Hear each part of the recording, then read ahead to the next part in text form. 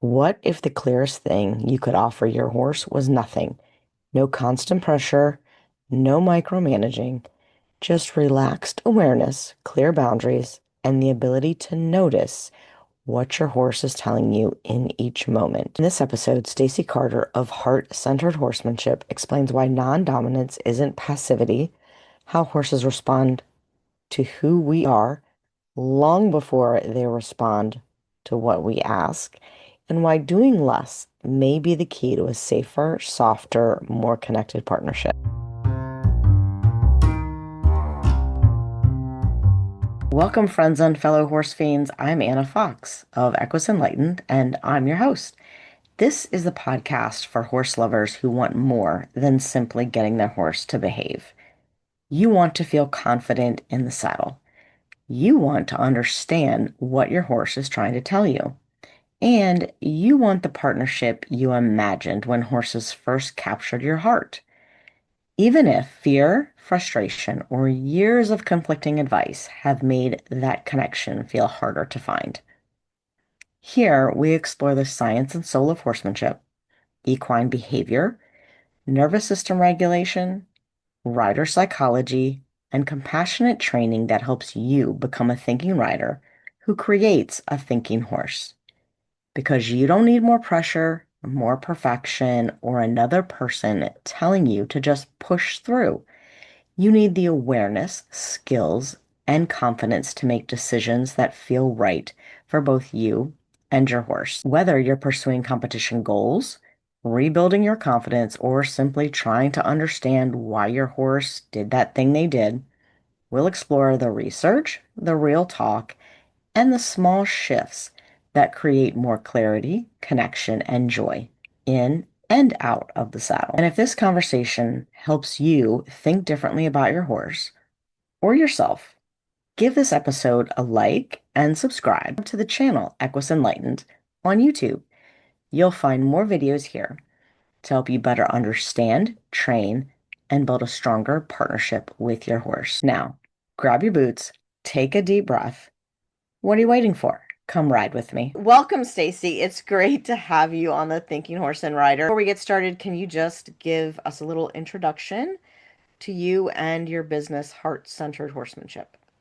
Yes, and thank you so much for having me. I'm glad to be here, and this is my favorite thing to talk about.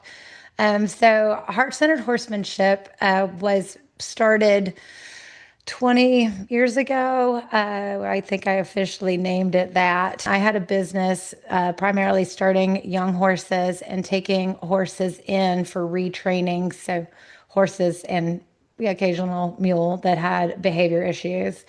And so I also, at the same time, was working in a therapeutic riding center. And so those two influences have kind of shaped the way that I work with horses. And so at this time, I'm kind of shifting my business away from training horses and teaching lessons in the traditional sense to offering my mindful horsemanship courses and classes, and basically equine assisted learning. So, what can the horses teach people? And taking that beyond just the horse community. I both work with people that have their own horses that want to improve their relationship with their horse using non dominant methods and ways of building connection and relationship and understanding how the horse is responding to them.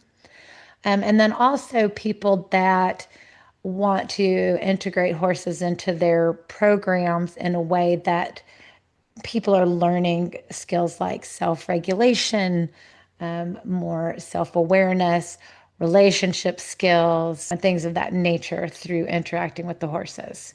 And then you have therapeutic horsemanship programs where it's really just an uplifting experience. To me, it's very important that the horses are enjoying their experience as well. And so, my program is about creating experiences for the horse and the person that are mutually beneficial and enjoyable. I love that. I love thinking about what can the horses teach us because we always think we need to teach them something. Where did your relationship with horses begin? At Camp Cheerio when I was 10 years old. I might have been I love it. 9. And I got to ride horses, and it was just the coolest thing ever. And I went home and told my dad I just had to have a horse. And we were not a horsey family by any means. Nobody rode, although my grandfather on my mother's side was very much into horses, but they lived far away. And so I never, had any kind of interaction with horses with him.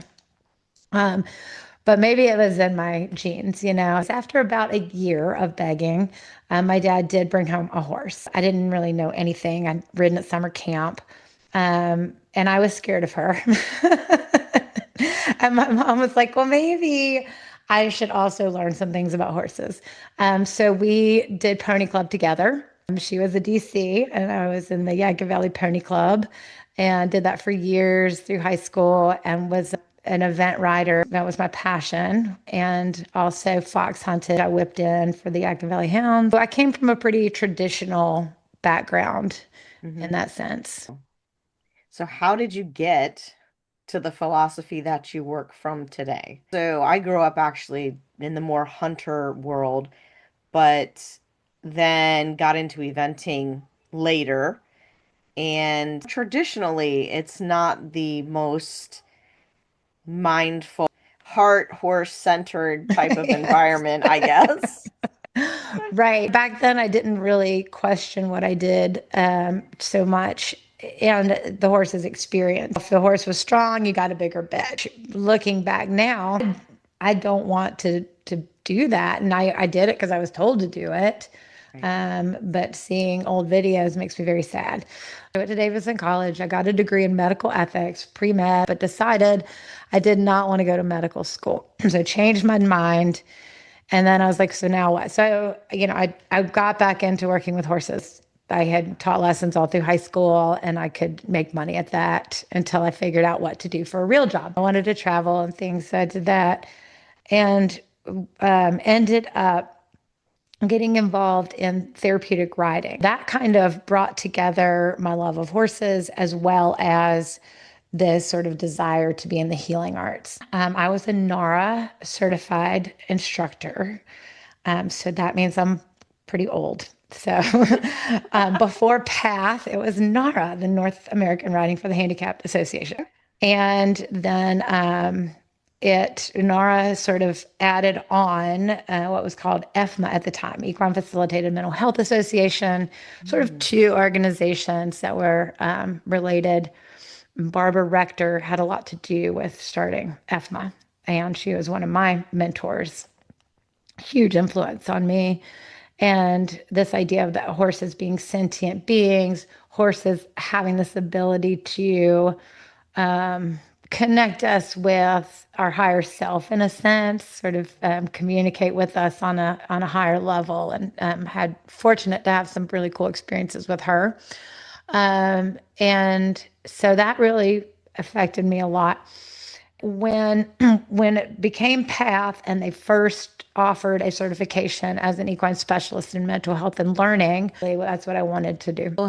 I went to one of the first like a pilot training and then I got certified once they offered that. One of my first jobs as an equine specialist was partnering with a therapist at our center. We had a school nearby run by a group home for children. And they brought their students out once a week to do equine therapy with this counselor and myself.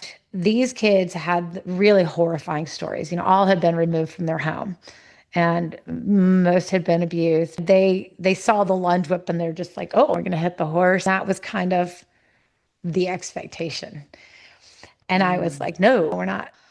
I did not want to show them any form of dominance. And I did round penning like the Monty Roberts style and that kind of thing, which was kinder, gentler way, right?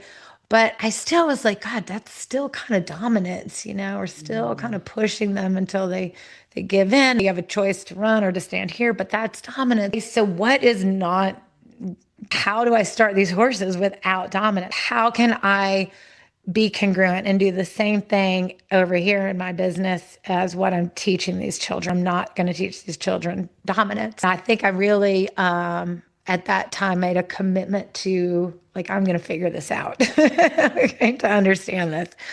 And so that's what the rest of my life has been about.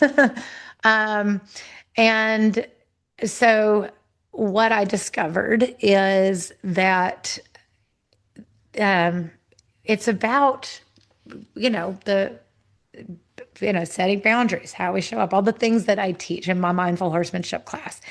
And it works. It works with all the horses. I've had hundreds of horses over the years, and many of them were really considered dangerous, had violent outbursts, bolting, rearing, all the things. And so changing their behavior by helping them feel safe and helping them release those triggers in their body. So they taught me a ton about the methods that I teach today, about how we build connection and how we release the blocks to connection. So that's a big piece of it. So How it's so interesting how the kids coming from that background is what led you to thinking about non-dominance. Because for me, a big part of it was being in public safety and realizing that most people think that law enforcement or even fire and rescue, it's all about being the dominant, in control person. And it really is not. Like, very little of what we did was about that. You had to control the situations in other ways because when people are either traumatized or they're so used to that, you don't get through to them. right. So they have to feel safe to be able to really do anything, right? So that's where I Right. am at with the horses. The most important thing I do is keep them in the parasympathetic nervous system. I got involved with the Masterson method, many Mm. years ago. I went to a training and I was like, oh my God, this is just the coolest thing. I came back and I was teaching all our volunteers at the center how to do the bladder meridian technique. The horses are yawning and licking and chewing. It was so cool. But then I just kind of followed all down that rabbit hole and about the nervous system. And that really ran parallel to, the work in mental health for people. And Hmm. then also, I somewhere along the line became a yoga teacher. Right. And then the other big addition to my program and how I work with the horses was when I met Mary DeBono and started incorporating her DeBono moves into my work, which is based on the Feldenkrais method, which uses very small hands-on touch and movements. I still integrate all different types of touch, but Mary DeBono's work is my favorite at this point in time. If something in today's conversation is making you think, okay, but how do I actually apply this with my horse? You're exactly why I created Reconnect, Rebuild, and Ride with Heart. It's the course for the horse lover who loves their horse deeply, but sometimes feels like they're missing part of the conversations. Maybe you're overthinking your decisions, getting inconsistent results, or realizing that the traditional advice you've been given no longer feels right for you or your horse. Inside the course, I teach 7 essential elements of partnership that often get skipped in ordinary riding lessons, from awareness and communication to autonomy, play, boundaries, and confident leadership. This isn't about throwing away everything you already know. We're going all the way back to the beginning. It's about adding the understanding and nuance that help your existing skills work better. You'll learn how to create more clarity, responsiveness, willingness, and connection without relying on more force, more pressure, or trying to become someone you're not. You can learn more about Reconnect, Rebuild, and Ride with Heart through the link in the description of the episode. But let's jump back into it. Some people, when they hear the word non-dominance or choice, they assume this means passive, a passive role or weak boundary, letting the horse do whatever they Right. want. How do you define combining consent or at least choice with clarity and safety? Okay, so this is really important because what I think people fail to understand sometimes is that you have to set effective boundaries in order to be a positive influence on your horse. So you've got to be able to hold your own space, and I call it being the tree. We do actual physical grounding practices where I have people organize their body in a way to resist a force without applying a force.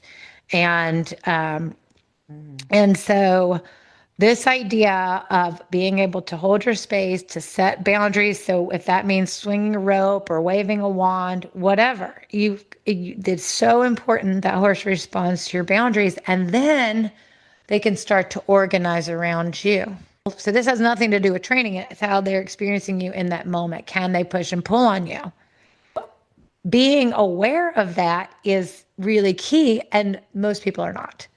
no, Most most people, when the people are horse not. pulls on them, they just go with them, and the horse pushes and they back up. And there's little details, right? And those little Mhm. details are happening in everything we do together. From the moment we go in the pasture, everything is equal in their eyes. They're learning Right, equally from every experience. right. So, how we engage with them in all the things that we do is really important. That's what mindful horsemanship is about, not just, the exercises in the arena, but like how we are Right, engaging all the time.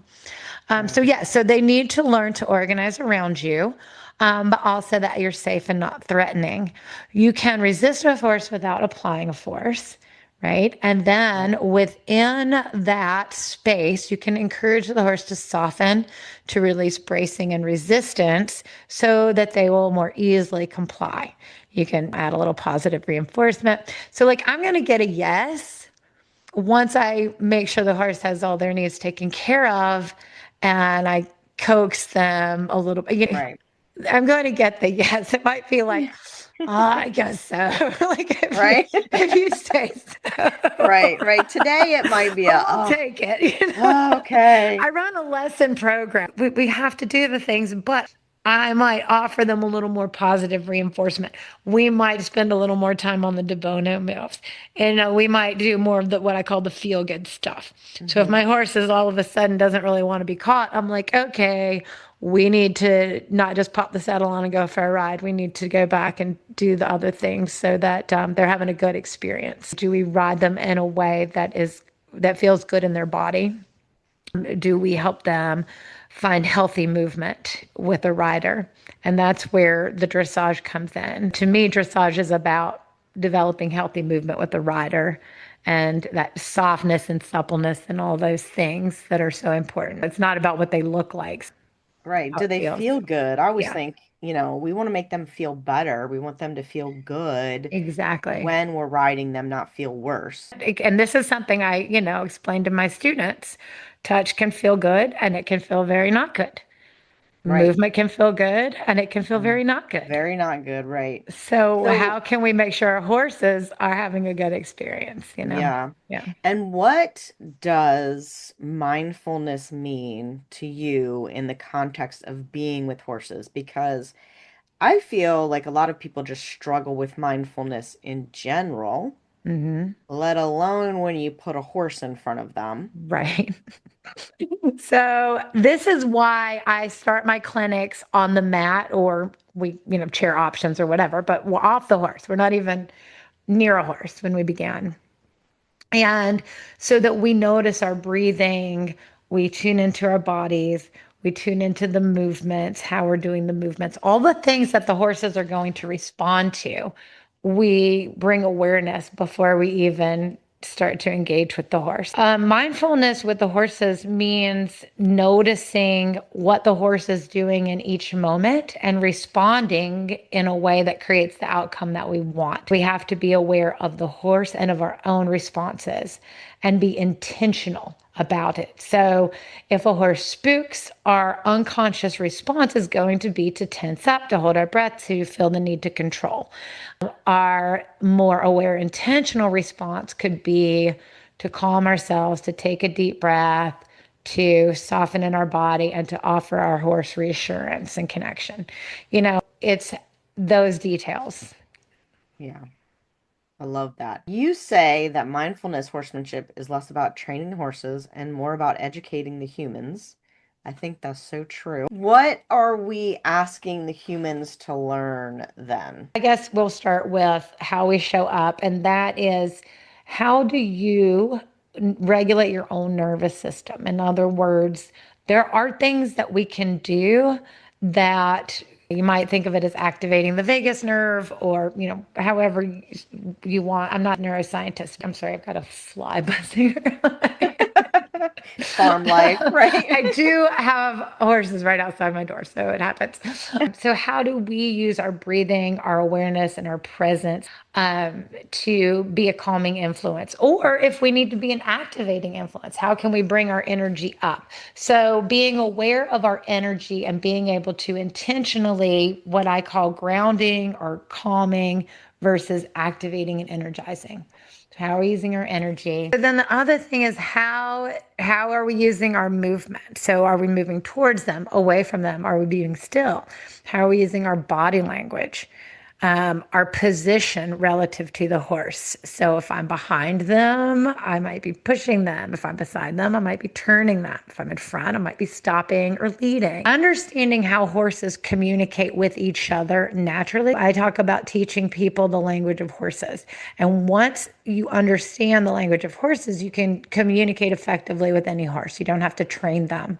However, you might have to sort of remind them that they can talk to you in that way because sometimes their training creates a different response. And I'll give an example. I've got a little horse with me right now who he's was very frozen, but he had some outbursts and kind of violent explosions, leaping in the air, kicking out, things like that. And so when I first asked him to go forward, he did not go forward. He was frozen. He was like, I don't know what to do. And so it's not that he doesn't speak horse language, it's just that he had thought he was supposed to not move no Right. matter what I did. As I waved my hands around, he thought he was just supposed to stand there and not move. So I had to teach him, like, oh, it's okay to move so that he Right. could go back to communicating in horse language, if that makes sense. It's something that any horse can understand, but you also have to have a certain connection with them. So that's another piece of it. How do you develop connection? So we can give them food. That's one way that gets their interest. But I want to go beyond treats. So the horse just follows your movement and you're not making them do the thing, you're doing the thing. It's embodied in you. So this is a whole mind body integration, which is really beneficial because a lot of people are kind of disconnected. I work with a lot of kids and it amazes me. Sometimes, we'll be on the mat and I'll have them do a movement. And I'll talk about, well, what sensation does this create in your body? And they're like, nothing, I feel nothing. And I'm like, well, okay, I understand you're pretty flexible. Maybe do a little bit more, but to get them to actually feel something, to be aware Right. of a sensation, it's beneficial to wake up those connections. Those are all things that we can learn from horses. And how do you define a horse's no? For instance, is every hesitation a refusal? And how do we respond to them without overriding their no or negating their no and yet still get that yes in the end? I feel like a lot of people have this idea that if you allow the horse to say no, they're never going to say yes. I think that's because that's something that is taught to us very early in our riding education. But when you think about that logically and you think about how we interact with other humans, if I tell somebody no all the time, they eventually stop asking, right? Or if I allow my kids to say no, I don't want to do that, that doesn't mean that now they think that they can do whatever they want. They just know that, okay, well, that thing I get a choice, something else, I may have to say yes to. So how Yeah. do you make that distinction with horses, and then how do you teach people that it's okay if the horse says no, you can ask again later and you might get a yes. But how do you respect that no and not feel like, oh my God, they're never going to do anything? When I was young and I was learning, the message was you have to win. Right, You right. know, Yeah. you Don't let them win. Sure. don't let them win, don't back down. So here's what I do because if I honestly let horses say no to everything, I would never have gotten anybody to pay me to be a trainer. You So know? true, right? Right. I'm pretty sure they would have sent them to somebody else. I did not have the luxury of doing this just recreationally. I actually had to get results, but I wanted to be the person that they were sending their horse to. So I had to balance that. How do I honor my ideals and also get results so that they don't send them somewhere else? And I can still get business. When the horse says no, so say they freeze, they're not going forward, or they're trying to avoid the thing. Maybe they're running, pulling away, or backing up, or running into you, or whatever, running past you. I say there's like 5 directions they can go. That's pretty much Right. it. So I'm trying to dig. My strategy is I don't let the avoidance work. I hold my position. I don't let them get me out of position. I set a boundary, so I'm going to hold this space. And then within that space, I'm going to give them time to come back into that parasympathetic nervous system. Hold that space without adding pressure and make it a safe space and make it a pleasurable space. This is another place where I love the De Bono moves because it really helps to release bracing. You're bringing their nervous system into a calmer state. It can become a very familiar thing that is a very useful tool.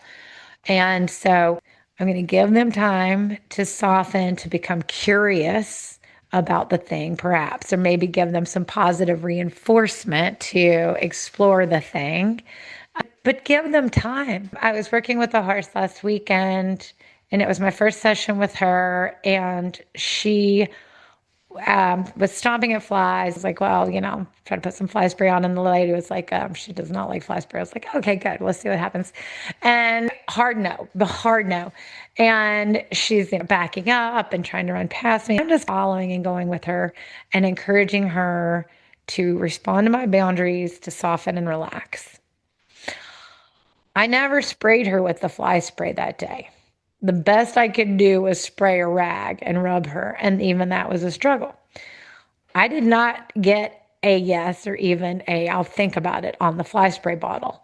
But what I did was I blocked her avoidance and I got her to soften in that space. But I progressed as far as I could in that session. I had to hold the space. Um, but um, what can I get them to say yes to, and how can I break it down into baby steps? How can I get there gradually? I am very persistent, which I think all of us that have made it in the horse industry are. I think that's just kind of a given. Yeah, that is one of the places where I think you do need to train the people more than the horses, because when people have that happen, when the horse says no, they are the ones that are usually triggered. The horse may be like, I don't know about that, or I Yeah. don't like the fly spray. And then the human is automatically activated for whatever Yes. reason. And why? What does it matter to you if the horse doesn't like the fly spray? I feel like people fall into, not always, but a lot of times they fall into one of two camps, right? It's the camp of I am going to fly spray you whether you like it or not. Yeah. Or Or, you'll never have fly spray. right. And it's And like, neither one are gonna are working. right, And yeah, yes, exactly. My horsemanship is more about helping people who need to pick out their horse's hooves or trim their horses or put the fly spray on or just those kinds of things that we don't even think about as being important.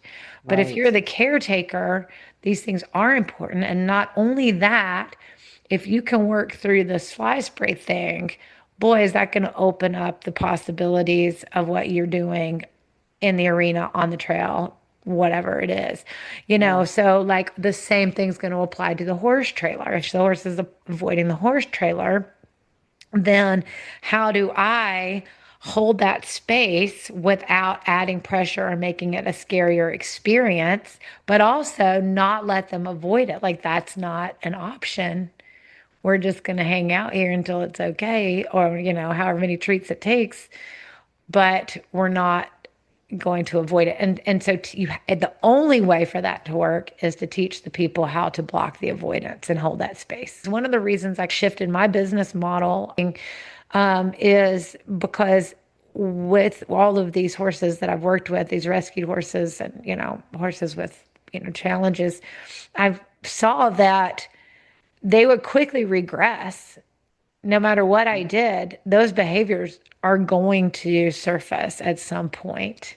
hmm, And if the person doesn't respond to them in a certain way, then they're going to have problems. I can't just wave my wand and be like, oh, no, it's just right. magically gone.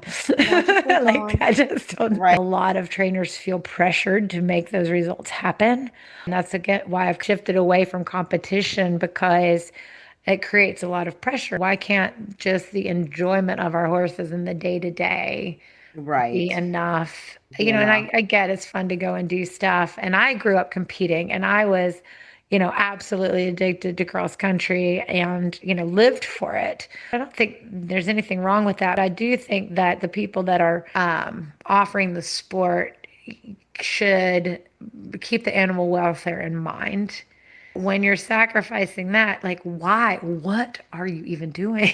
Like, why? Right. What is the We love point? Yeah. horses, right? You can have a lot of fun with horses without pushing them to such extreme. And I think one thing I've learned as I've gotten older is just enjoying the quality of the moment and not feeling like we're just struggling through to get to this big, glorious thing over here, which Right. really isn't that glorious. I mean, Right.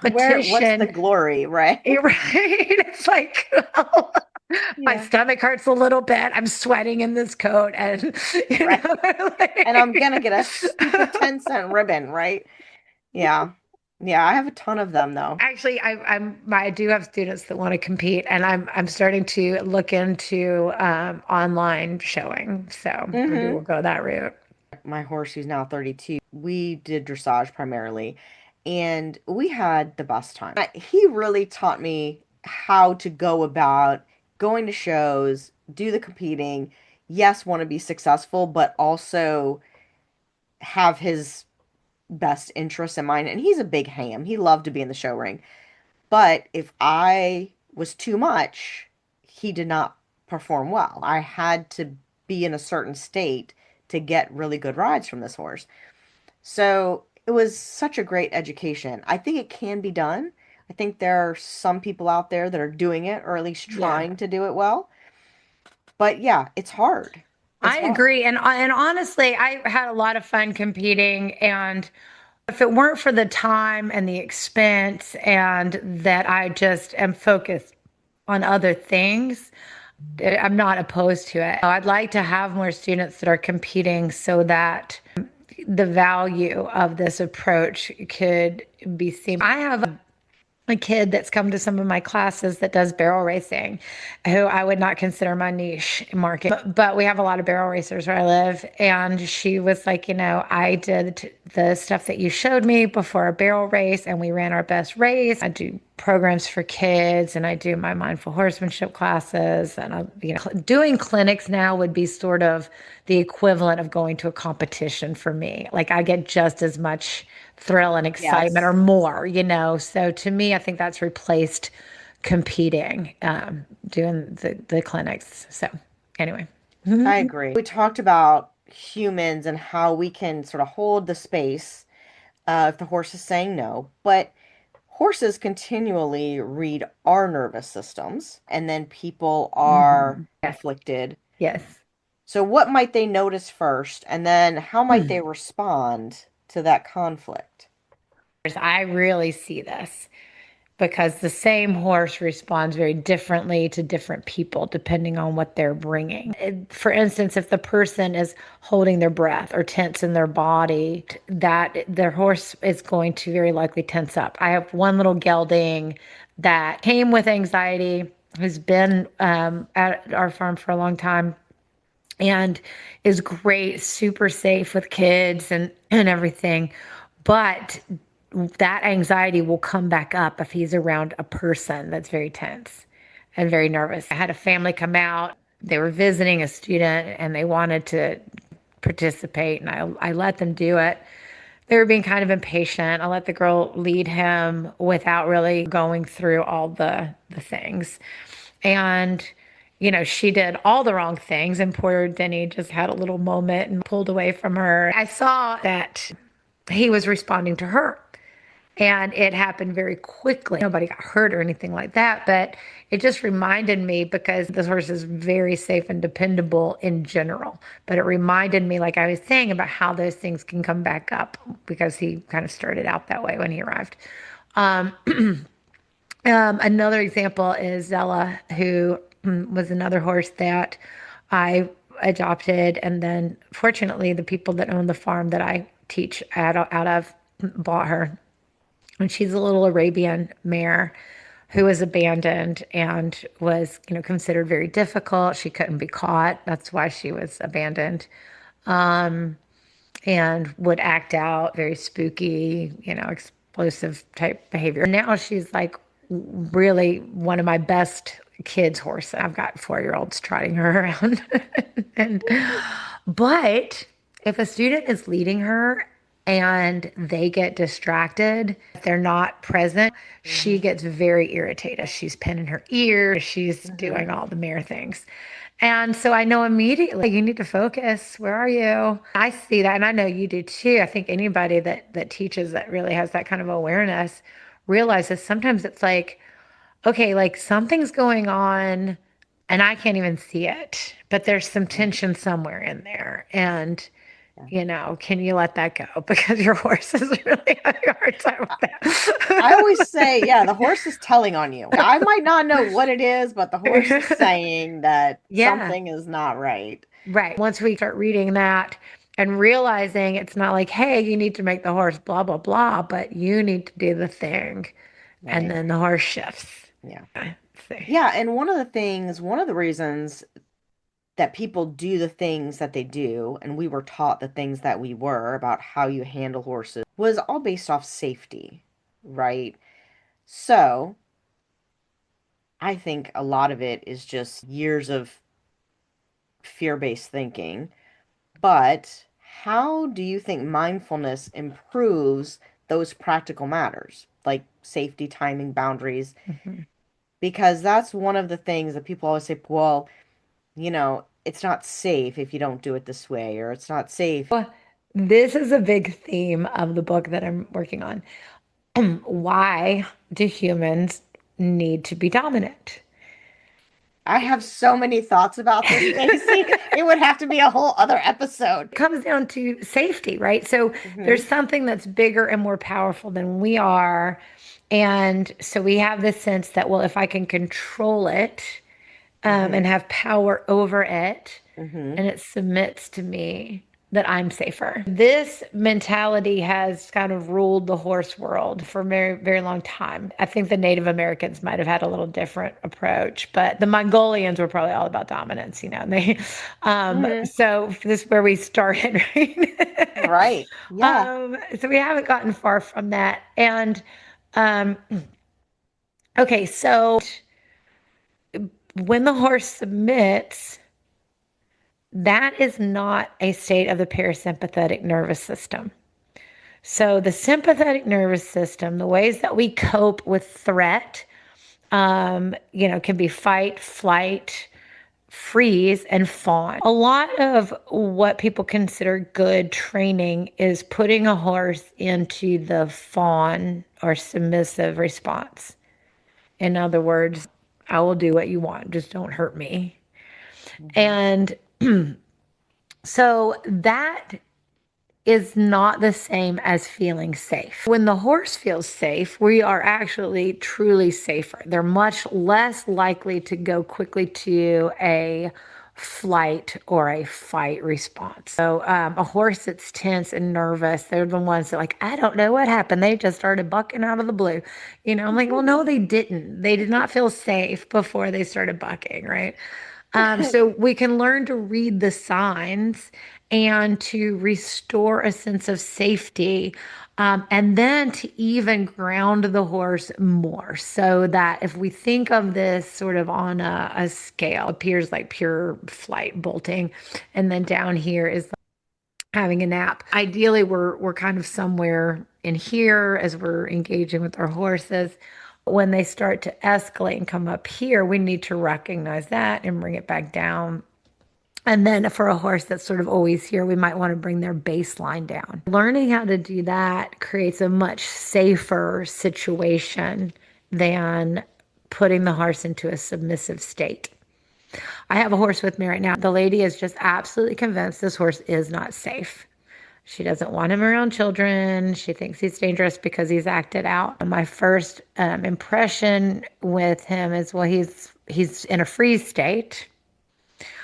I got him out of the freeze state and then he was kind of avoiding me. But I allowed him to move as he needed to self regulate and then connect. And so I did a lot of work with him off the line and stuff like that. He actually is very, very sweet. And I consider him a potential kid's horse, but I won't tell this lady that because why argue?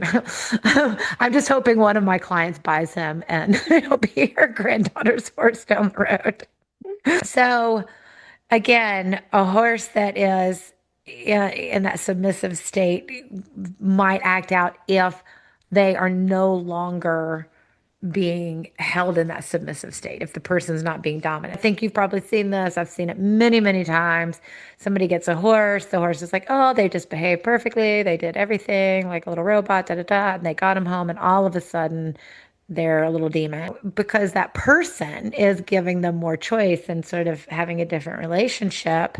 And so all of a sudden they're like, oh, I can say no. Great. So sometimes we have to allow things to fall apart a little bit and then we Hmm. build a new relationship. But asking people to go through that process can be a big ask. It's kind of like with the barefoot thing. I remember back when it was pretty revolutionary to go barefoot. And this Hmm. idea of, well, God, I have to transition my horse. And, we take the shoes off and you're like, oh my God, they're lame on gravel. We can't do this. You have to know that it's a process. We give it time and it'll work out and it'll be better. We have to let go of the control, allow them to say no, allow them to have choice, and then create a relationship in which they cooperate because they feel safe. Why wouldn't they do what you ask? Ask your friend to do Right. something. I don't Asking have to them. condition my friends Right. to do what I want, right? I just ask. And if you're not asking them to do anything that they wouldn't really normally do, you could say some of the competition things are maybe not something they would choose to do in the natural environment, but they're all things they're capable of doing, Yeah. right? And they may do at any given times. I think some horses really enjoy all of that. You got to kind of know your horse, just knowing what they like. Little Zella She just really likes things that feel very safe, and she doesn't really want to run and jump, and she will trot 4-year-olds around the arena. She's great at that. But then other horses, they just think that's so much fun to go out on Right. adventures and go out in the world. Everybody's different. Exactly. And we talked a little bit about what you just mentioned before we started recording about how when people start to show up differently and they start to notice and ask different things of the horse, and then things kind of fall apart and they think, oh my gosh, I don't know anything, I'm terrible, especially if they're longtime horse people and they come into this new way, and then it's all of a sudden, oh my gosh, I just need to give up because I'm terrible and I don't know anything. I see that a lot. How do you navigate that with people that you're trying to help find a different way and then also find a different way for their horses? This is a tough one. I'm gradually getting more people that are on board, but it's not something I can convince somebody to do if they don't already want that. I think it's many people aren't clear on what they want. They don't Mhm. have an opinion on dominance or non-dominance or anything like that. They're like, oh, this is what we're supposed to do. This is what the judge at the horse show says we're supposed to do. So we got to, get the ribbon or whatever. They're motivated by things like that. Right. I need to be working with people who are actually more motivated by the quality of their relationship with their horse. Now, these are things that are difficult to measure. So they're not measured in monetary value. They're not given awards. How good does it feel? How much love is in your heart? Right. How do you measure that? When we're doing de bono moves, we talk a lot about the quality of the movement. We're doing Mhm. really simple things, really tiny little things, but with a lot of awareness and a lot of quality. And that's what mindfulness is. It is not about having more. In fact, often we find more pleasure in doing less and having simpler things. And this can apply to life in general. Having more stuff doesn't make you happy. If you have more stuff you have to worry about and take care of and stress about, right? Having Hmm. less can actually give you a higher quality of life. So mindful horsemanship is about doing less with more awareness and then realizing that you're kind of building the foundation for whatever the thing is that you want to do. I've on the basics and to being able to do the simple things with the most quality, your emotional experience with your horse and their emotional experience. And I think that when you get used to feeling the joy that you can Hmm. feel with your horses, that you understand that. And if you've never experienced it, I don't know. I'm sorry about what you're missing, but I don't know how to make people value that. Yeah, I agree. It's a hard thing just to see somebody struggling and say, I know you could have a better feeling, but you got to trust me. And they're just not in that place. Well, and do you struggle with this? People are like, is this correct? Is this correct? Is this correct? I'm like, how does it feel? And they're like, well, Right. I don't know. I'm so in my head. My body is like completely in another planet. So getting people to value what they're feeling in the present moment. Yes. Oh, Like yes. And that is not as a culture where we're at. no, we're definitely not there. When I first start teaching them, I'll ask them a question like, how did that feel? And they just stare at you. Oh, I Because don't they know. Was it weren't. right? This brings up a story. Many years ago, I taught a group of girls at a little hunter jumper barn. And if the horses had to be kept in because of weather, they would have them in the round pen running them around. And I'd say, well, what are we doing here? Oh, we're getting the energy out. I'm like, well, don't you want to go jump? You might want some energy for that. And trying to Right. convince them that the round pen was for communicating and building relationship and not just running them around to get the energy out. And then when I would teach them in the arena, well, how does that feel? And that all they cared about was it wasn't going to get them a ribbon at the Right. show. Right. It's so funny. I was lucky because a coach that I had for most of my teenage years, he taught me The first thing was never ever ride a horse like you can ride it. If it's somebody else's horse, ride it for that person. Do not ride it for you because they're not going to be able to recreate that. The other thing was feel is actually so important. If it feels good, if you can get to that perfect jump every time and feel that rhythm, the rest of it doesn't matter because if you feel that rhythm and you get into that rhythm and you keep that rhythm, you're going to win the class. Yeah.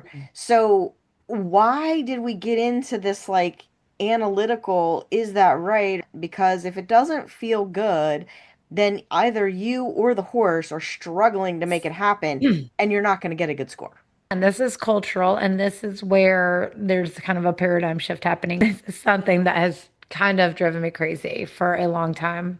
Our horse world is primarily made up of women, like most of the horse owners, riders, but most of the trainers, high level, are men still, Hmm. and or maybe have always been, right? So I'm always like, why do all these women feel like they need a man to tell them that they're doing it right?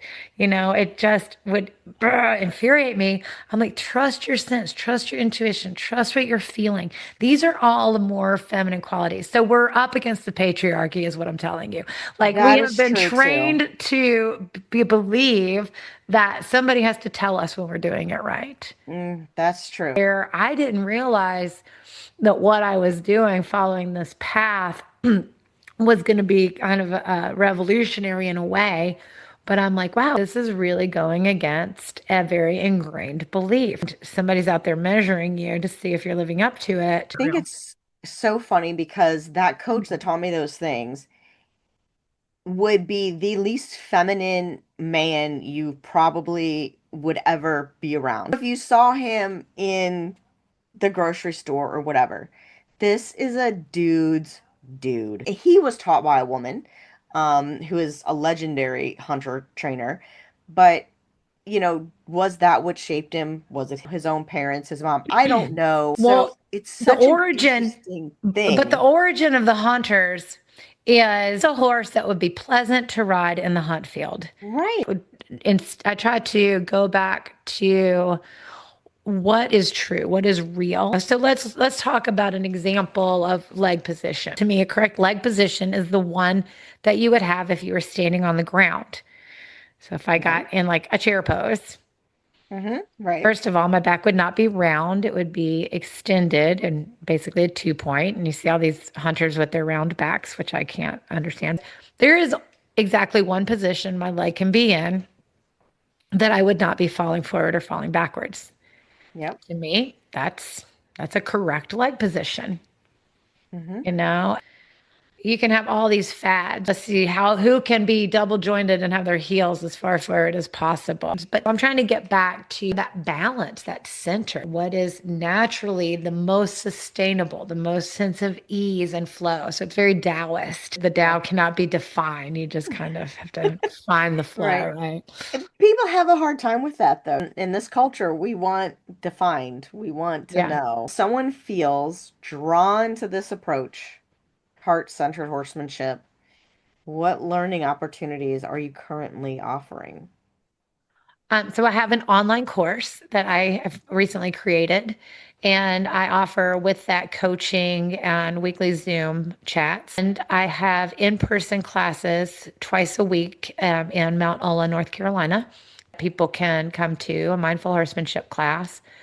And I offer clinics. So if somebody wants to host a clinic at their facility, they can contact me and get information about that. I also offer opportunities for nonprofits. So whether it's an equine assisted learning or therapy center or an equine rescue, if they want to host a clinic as a fundraiser, they can keep all of the auditor fees for the clinic. Love that.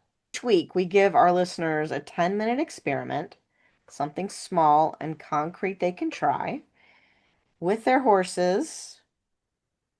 What would you invite them to try this week?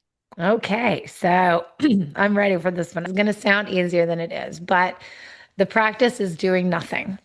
Wu Wei is the Taoist term that's closest. It's a state of relaxed awareness. Okay, so we're going to start by taking a deep belly breath or a diaphragmatic breath. To inhale, pulling the diaphragm down so the belly expands. And you might visualize your body as a big balloon, kind of blowing up as you inhale. And then as you exhale, you're just gonna imagine if you just like pinched the end of the balloon and you let the air out slowly, maybe through your nose or your mouth, but you're just gonna slowly exhale, pulling the diaphragm up to squeeze the air out. So taking a nice deep full breath, and you're gonna let your eyes soften. In yoga, this is called drishti, a focused gaze. So you find a point in front of you, let your eyes go soft. Sally Swift in Centered Writing talks about soft eyes. Same thing. Kind of expand your peripheral vision.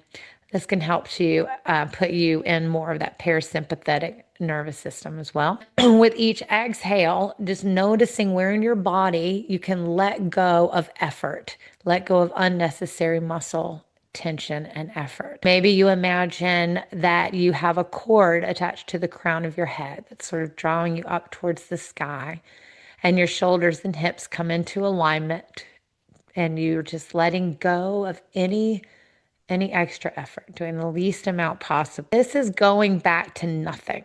And the more we can come back to this centered state, we're letting go of tension. Maybe if we're holding the rope with our horse, we're going to put a loop in the rope.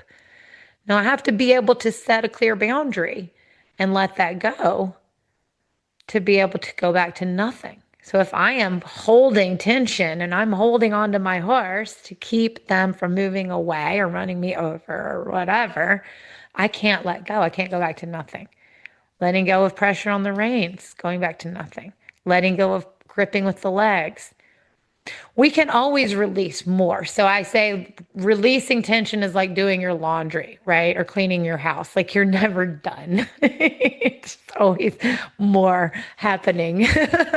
So you can always just keep doing a little more, going deeper into that. And when we go back to nothing, everything we do, each cue for our horse is going to have more clarity. So I use the analogy of a blank canvas. If I have a big white canvas with nothing on it and I put a mark on it, it's going to be really clear and easy to identify. But if I just have marks and marks and marks everywhere, and then I put a mark on it, you're gonna be like, I don't even see it, right? So when we're constantly doing stuff, our horse is tuning a lot of it out. The more we can go back to nothing, the more they're going to respond to each thing. So we have much more clarity. All right, so whether we're on the ground or we're riding, this is a great thing to practice when you're riding. You know, can you do a movement and then go back to nothing? And then do another movement and then go back to nothing. I love that. I always love going back to nothing.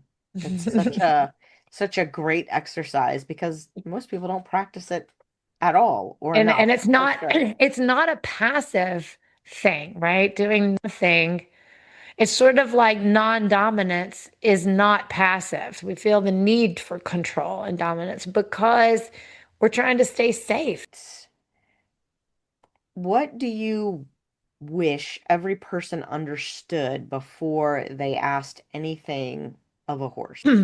I think the most important thing is that horses are very perceptive and that they are always going to be responding to us and what we're actually doing in each moment.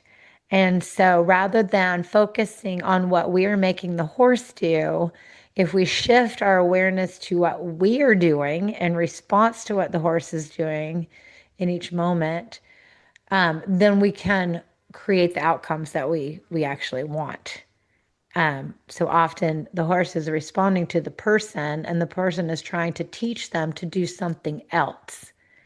And it's a lot of conditioning and a lot of hours and a lot of pressure or a lot of treats or a lot of whatever. And there's a much easier way when we start noticing what we're doing in response to the horse and what we need to do to create the outcome that we want. Thank you, Stacey, for helping us consider not only what we ask of our horses, but who we become when we are in an actual relationship with them and have a connection, and we aren't just asking them to do things Yes. because. Yes, because we were told to do the things. When we start to shift into this curious mindset of what can the horse teach us, and what can they actually bring and what can they actually understand, I think people will realize the horses are much more intelligent than they ever thought, much more capable of cooperating by choice. And then when we have that experience with them, the quality of that emotional experience is just so far beyond anything we could have if we were making them do it. I agree. It's perfect. I really appreciate you taking the time to talk with me about this stuff. So I I hope people appreciate you are coming on the interested and show want and to giving learn us a more. little more wisdom. Very much Thank enjoyed you. it. Thank you. All right, horse fiends, thanks for spending time with me today. If this episode got your gears turning, don't let the conversation end here. Come join us inside the Happy Horse and Rider Lab, my free community on school.com, where you can share what you're noticing, ask questions, and connect with other thoughtful horse people. We're going to keep exploring how these ideas apply to you and your horse. If you're ready for more structured support, you can also find the Reconnect, Rebuild, and Ride with Heart inside the school community classroom. Don't worry, the link is in the show notes. I can't wait to see you there.